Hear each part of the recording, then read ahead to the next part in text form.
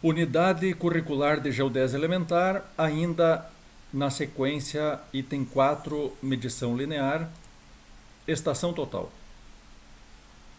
A evolução dos instrumentos de medição de ângulos e distâncias trouxe como consequência o surgimento destes novos instrumentos, que nada mais são do que teodolitos eletrônicos digitais com distanciômetros eletrônicos incorporados e montados num bloco só. Isto traz muita vantagem para a automação de dados, podendo inclusive armazenar os dados coletados e executar alguns cálculos mesmo em campo. Surgiu comercialmente na década de 1980, vem evoluindo cada vez mais em termos de programas internos, interface, acessórios, robustez e peso. Então temos aqui uma estação total de 1979, 1983, 1995, 2008 e 2010 aqui uma com servomotor e que pode ser comandada remotamente. Forma de medição. A medição eletrônica de distâncias baseia-se na emissão-recepção de sinais luminosos laser ou infravermelho. Então, a estação total, o distanciômetro dela é um emissor-receptor.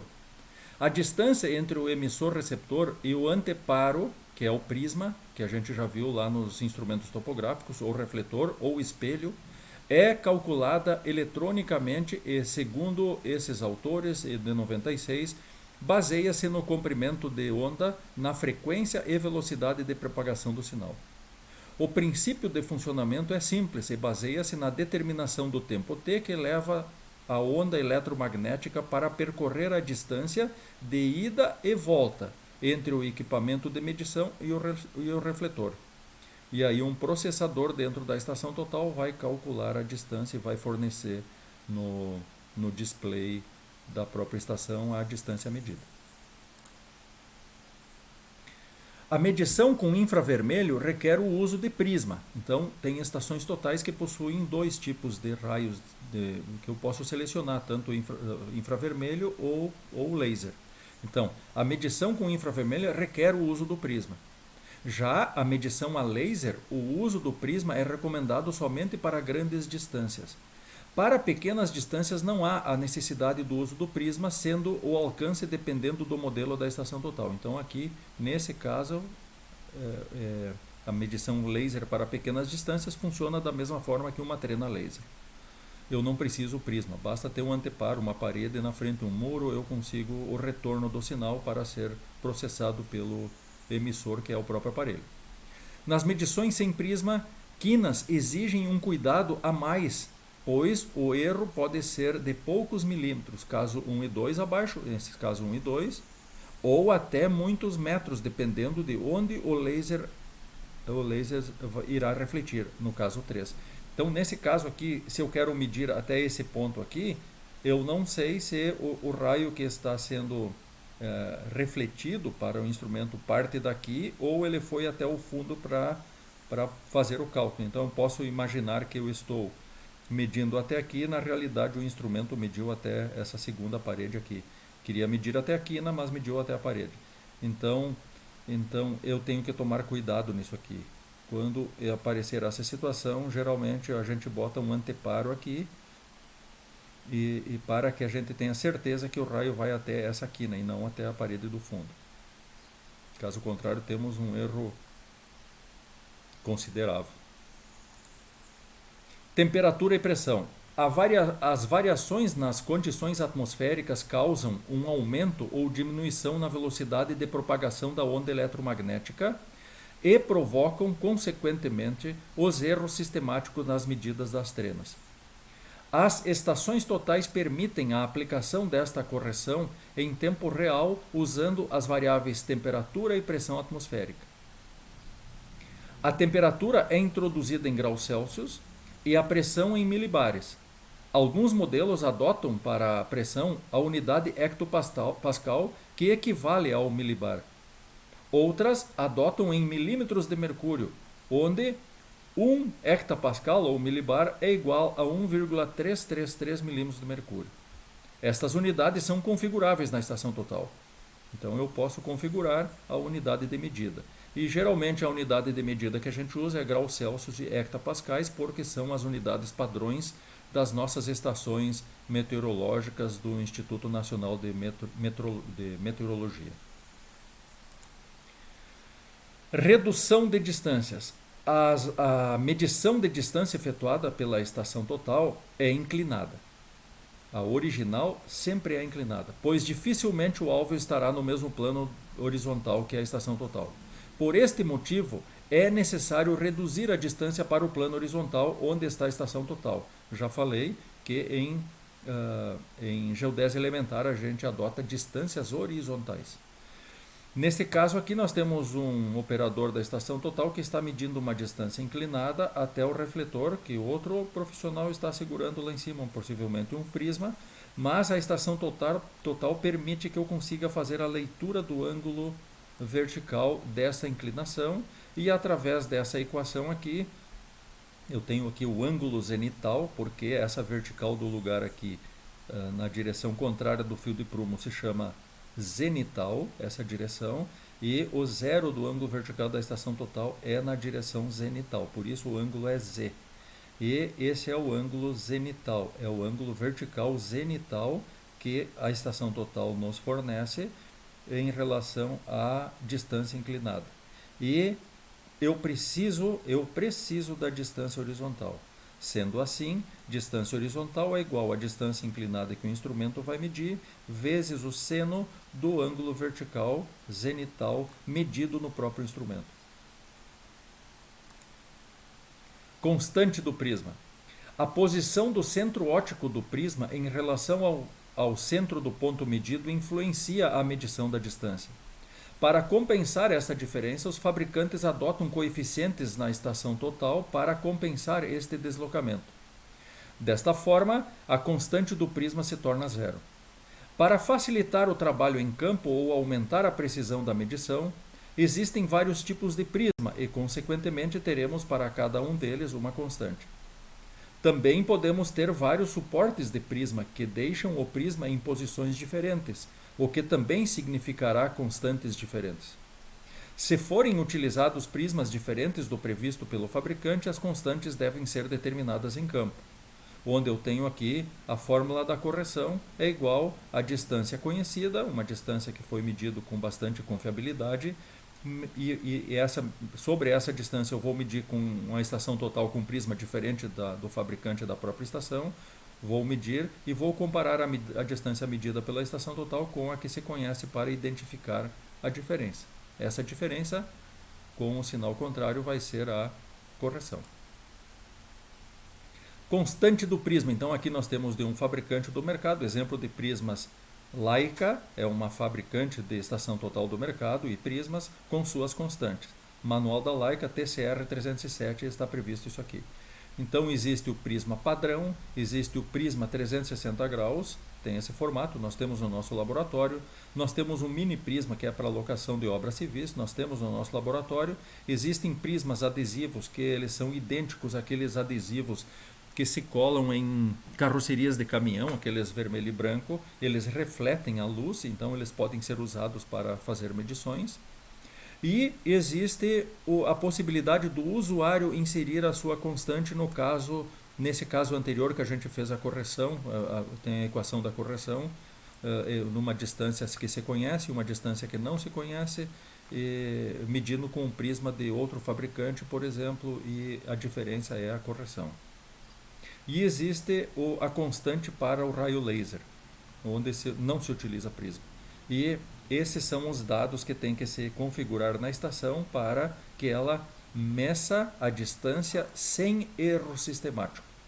Então, para o prisma padrão é 0, para o prisma 360 é 23,1 milímetros, isso aqui em milímetros. Essas são as constantes dos prismas. Para o mini prisma é mais 17,5, para prismas adesivos 34,4. O usuário é ele que vai definir a constante em função dessa equação aqui, dessa equação e dessa operação aqui. E para raios laser, quando eu seleciono que o raio não é infravermelho, é laser, eu tenho que configurar com esse valor aqui. Para os instrumentos Leica, para outro fabricante, Com o uso desses prismas para outro fabricante, as constantes mudam. E aí eu tenho essa tabela aqui.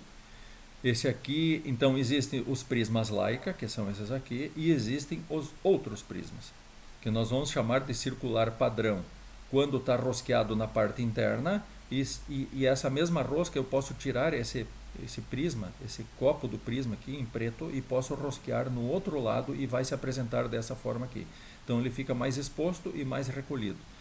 Quando ele está rosqueado então no padrão interno, mais recolhido, ele está embutido dentro da rosca, a constante é menos 30 então aqui nós temos os instrumentos para os instrumentos Leica e para os outros instrumentos do mercado. Então o único instrumento que se diferencia desse padrão é a Leica, porque a Leica tem uma quantidade de prismas próprios dela.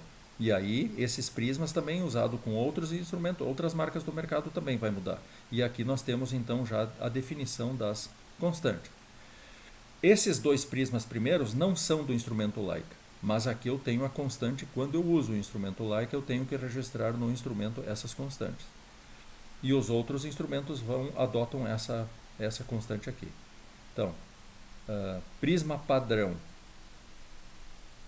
tipo de estação total. Estações padrão, que são as que não são da marca Leica, e estações Leica.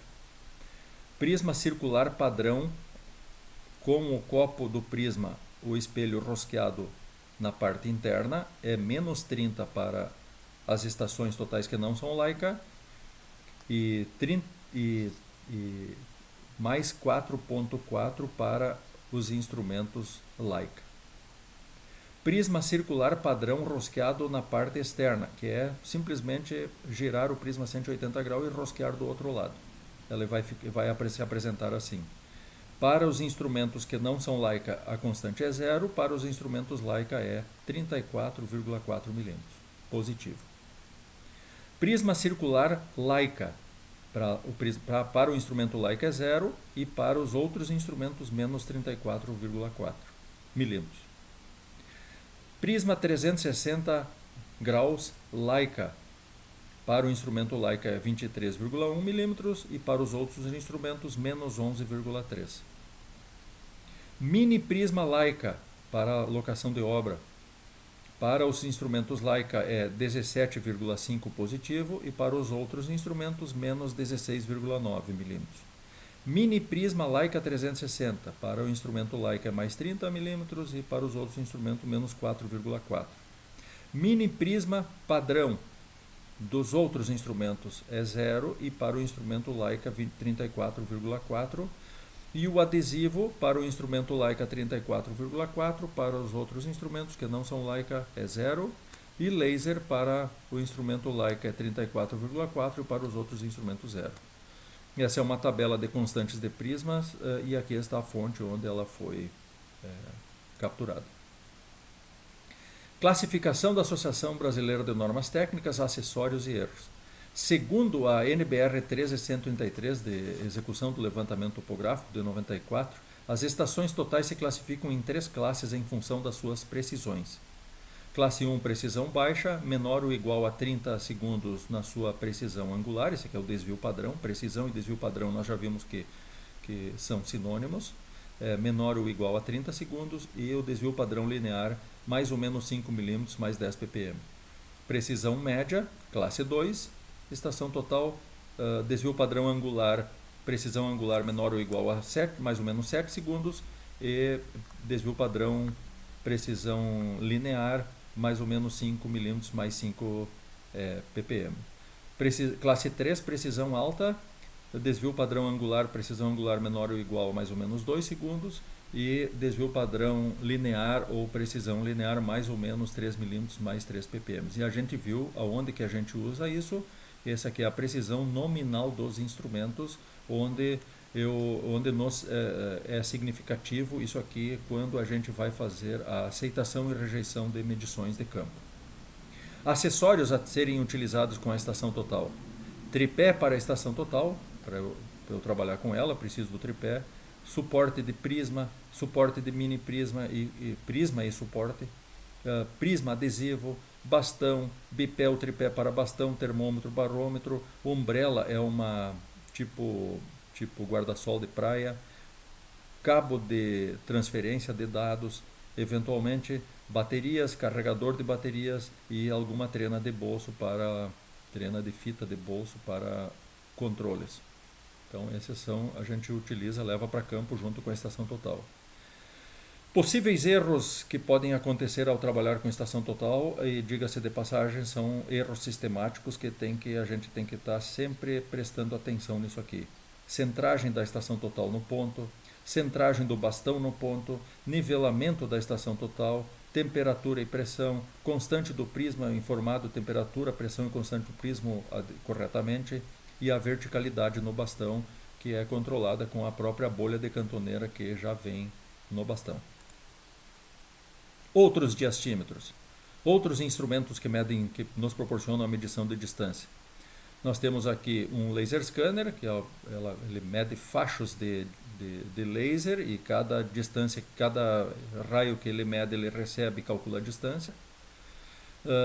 Miras que podem ser estendidas, nesse caso aqui são miras telescópicas, e aqui nós temos uma graduação em centímetros, e aqui nós temos uma graduação em milímetros, e aqui nós temos uma graduação centimétrica, que a gente pode utilizar fazendo leituras com a própria estação total, sem o uso de primas, e eu posso, de uma certa forma, calcular a distância horizontal e desníveis com o uso de uma mira. Trena de roda, isso aqui geralmente mede a distância superficial em estradas, quando eles pintam, quando eles fazem restauração em ruas e estradas, eles medem as distâncias com esse instrumento, porque aí não interessa a distância horizontal, e sim a distância superficial. Nesse caso aqui, um podômetro que mede as distâncias através do passo, faz uma calibração do passo da gente em função de um comprimento medido, e a gente calibra esse podômetro, e ele detecta quando a gente muda de passo na caminhada, e ele vai calculando quantos passos a gente deu e transforma isso na unidade métrica. Outras técnicas de medição linear. Então aqui vamos já partir para o C, onde eu utilizo uma mira dessas junto com um instrumento com um ângulo zenital, com leituras nessa mira, e eu consigo fazer então o cálculo da distância horizontal. Temos aqui interseção angular, que a gente vai estudar isso aqui em topografia 1. Temos aqui por trigonometria, sempre utilizando uma estação total, aqui também uma estação total em A e uma estação total em B, no caso somente o teodolito da estação total. Nesse caso aqui também, somente o teodolito da estação total, e da estação total até a parede, uma distância horizontal que pode ser obtida com trena, e fazendo as leituras angulares de alfa e beta, eu consigo então calcular a altura do prédio, por exemplo, e assim por